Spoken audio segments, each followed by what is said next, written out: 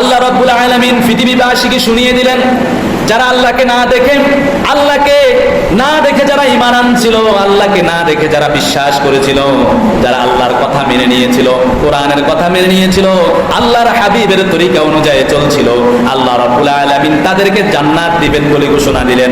আল্লাহ তাআলা বলছেন, ওয়াল্লাযীনা আমানু ওয়া আমিলুস সালিহাতি উলাইকা আসহাবুল জান্নাহ হুম ফিহা খালিদুন।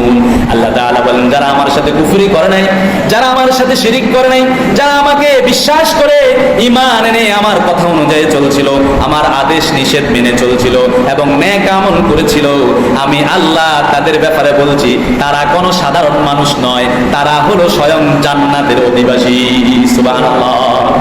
শুধু তাই না, রব্বে কারীম বলতেছেন, ওই জান্নাত থেকে তাদেরকে আর কেউ বাহির করবে না, ওই জান্নাত থেকে তাদের আর বাহির হওয়া লাগবে না।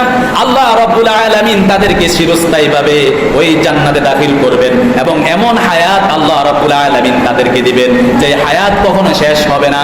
ওই হায়াত আল্লাহ রাব্বুল আলামিন তাদেরকে দিয়ে দিয়ে বলবেন, আল্লাহ তাআলা বলবেন, হুম ফিহা খালিদুন, যেই কালের কোনো শেষ নাই। ওই বান্দা, এই জান্নাতের ভিতরে তোমাকে আর কেউ বাহির করবে না, তুমি সেখানে চিরকাল থাকবে। সুবহানাল্লাহ।